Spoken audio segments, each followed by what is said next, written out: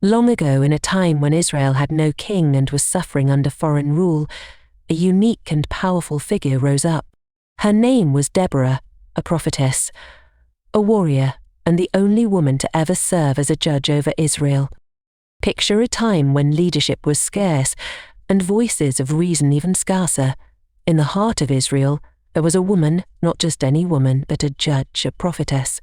Her name was Deborah. Now, being a judge in Israel wasn't like today's courtroom dramas. This was serious business. A judge back then was the voice of reason in a chaotic world. They were warriors, decision-makers, an entire nation. And Deborah, she was all of that wrapped into one, a powerful leader, unparalleled in wisdom and strength. But there was something else that set her apart. Deborah wasn't just a judge, she was a prophetess. Imagine being the one chosen by God to speak his words. When Deborah spoke, it wasn't just her advice or opinion, it was divine instruction straight from heaven itself.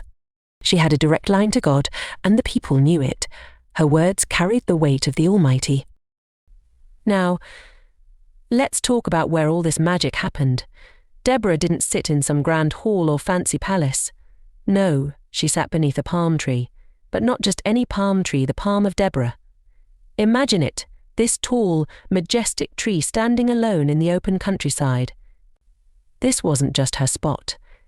It was her courtroom, her throne, her temple of wisdom. People would travel from far and wide, from the mountains and the valleys, just to sit under its shade and present their cases to her. This tree wasn't a random choice. Under its shade, the sun couldn't scorch the weary traveller, and in its peaceful shadow, justice and clarity would be found. It represented life, growth, and the shelter of God's guidance. Picture the scene: men and women, young and old, approaching Deborah. Some were trembling with fear, others desperate for justice. They knew that when they sat beneath that palm, Deborah would see into their hearts, discern the truth, and deliver justice with the wisdom of the ages. She could untangle the most complicated situations, giving answers that no one else could have thought of, because she wasn't just relying on her own mind, she had divine discernment. She knew the right thing to do, not because she was just smart, but because she was connected to God himself. And so, they came to her, seeking not just rulings for disputes, but guidance for their lives. Under that tree, Deborah transformed hearts, delivered justice, and led the people of Israel with unmatched authority and grace. Her leadership was more than just ruling, it was shepherding the soul of a nation. For 20 long years, that's 2 whole decades, the people of Israel lived under the oppressive rule of King Jabin, a powerful Canaanite king. Imagine the weight of that time. 20 years is a generation. Babies had been born, grown into young adults, and still their entire lives had been lived under this crushing occupation.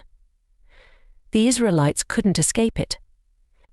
Every day they felt the fear, the exhaustion, the hopelessness of being controlled by an enemy that seemed invincible. Now, King Jabin didn't rule alone.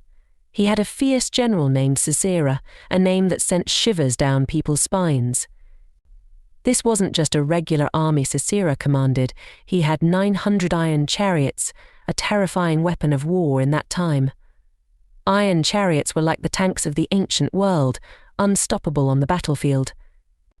The Israelites, on foot and with simple weapons, didn't stand a chance against such a force. Everywhere Sisera's chariots went, they brought death and destruction. Israel was utterly outmatched, overpowered, and oppressed. Sisera's name was synonymous with fear, and to face his chariots was to face certain defeat. But then, in the midst of this dark chapter in Israel's history, something incredible happens. Deborah, the wise prophetess and judge, receives a message from God. And it's not just any message, it's a call to action, a divine command. God tells Deborah that the time has finally come. After 20 long, grueling years, freedom is at hand. Imagine the power of that moment. Deborah isn't just hearing words, she's feeling the weight of God's promise. The message is clear: the oppression is about to end, and the people of Israel will be set free. And here's the kicker. God has chosen her to lead the charge. She, not a king or a general, is about to spark a revolution. This moment is electric. Israel, trembling under the might of Sisera's army, would soon witness a dramatic reversal. The mighty iron chariots, the fearsome general, and the cruel king who had oppressed them for so long were about to meet the full force of God's justice, delivered through Deborah's leadership.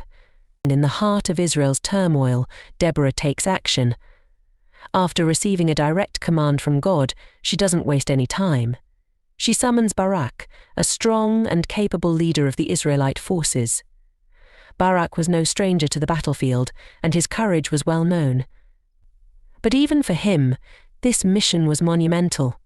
Deborah looks him straight in the eye, and with the weight of divine authority behind her, she says, "The Lord, the God of Israel, commands you. Take 10,000 men from the tribes of Naphtali and Zebulun and lead them to Mount Tabor." Imagine the gravity of that moment. God himself had spoken, and the mission was clear. Barak was to gather 10,000 men, a small force compared to the massive Canaanite army led by Sisera, with their 900 iron chariots of destruction. But this wasn't just about numbers, this was a battle where faith would play a larger role than sheer might. But here's the twist. Barak hesitates. It wasn't that he lacked courage. Barak had fought many battles before. But this time, the odds seemed impossible. He knew Sisera's army was well equipped and highly feared. How could 10,000 men, mostly farmers and villagers, face the well-oiled war machine of the Canaanites? Even though God had spoken, Barak needed something more. So he makes a request that reveals both his faith and his fear. "If you go with me, I will go, but if you don't go with me, I won't go." This was not Barak questioning God's command, but rather seeking Deborah's presence as a reassurance.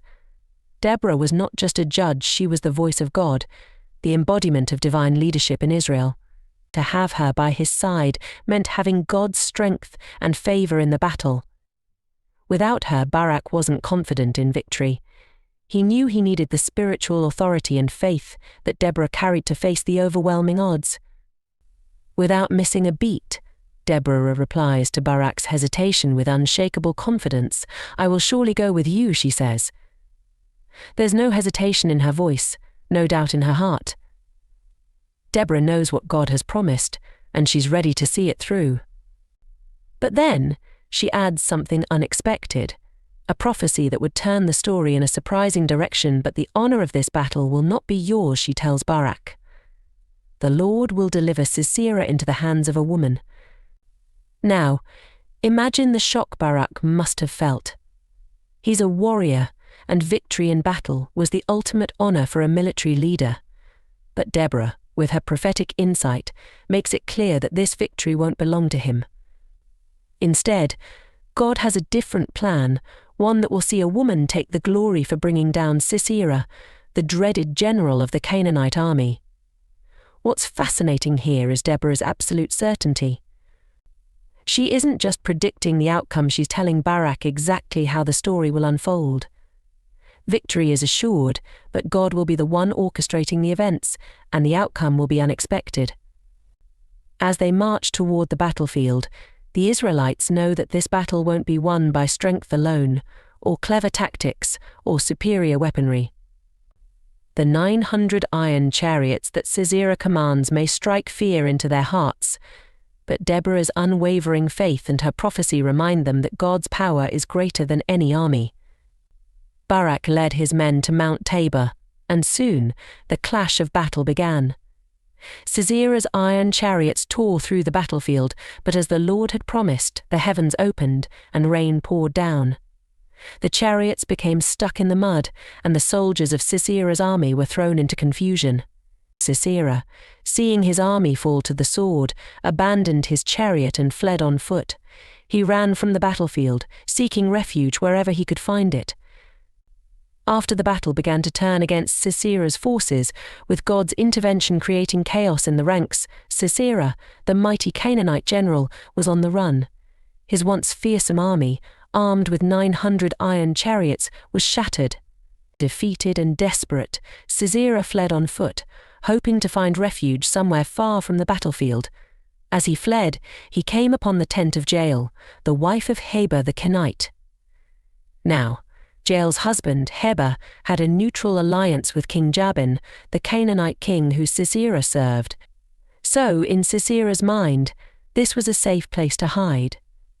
He believed that, because of the alliance between Jabin and Heber, Jael would offer him protection. Exhausted, desperate, and perhaps even humiliated by his defeat, Sisera approached Jael's tent. But Jael, despite her husband's connection to King Jabin, had her own plans. As Sisera entered her tent, she welcomed him in with hospitality. In the culture of that time, offering hospitality, especially to a fleeing or weary traveller, was considered sacred. Jael invited Sisera to rest, offering him a drink to soothe his thirst. But instead of water, she gave him milk, a gesture that seemed nurturing and comforting. This milk, rich and soothing, not only quenched his thirst but also likely contributed to making him drowsy. And let's remember, Sisera had been running for his life. He was utterly exhausted. The warmth and safety of Jael's tent, combined with her apparent kindness, lulled him into a false sense of security. He believed he had finally found refuge. As he lay down to rest, Sisera asked Jael to stand guard, telling her, "If anyone comes and asks if I'm here, tell them no, confident that Jael would protect him." Sisera allowed himself to slip into a deep sleep, completely unaware of the danger he was in. He thought he had escaped the battlefield, that he had evaded his enemies. Little did he know, he had walked right into the hands of the woman Deborah had prophesied about, the one who would deliver the final blow. But while he slept, Jael took a tent peg and a hammer and drove it through his temple, killing him instantly. The prophecy was fulfilled. Sisera was delivered into the hands of a woman.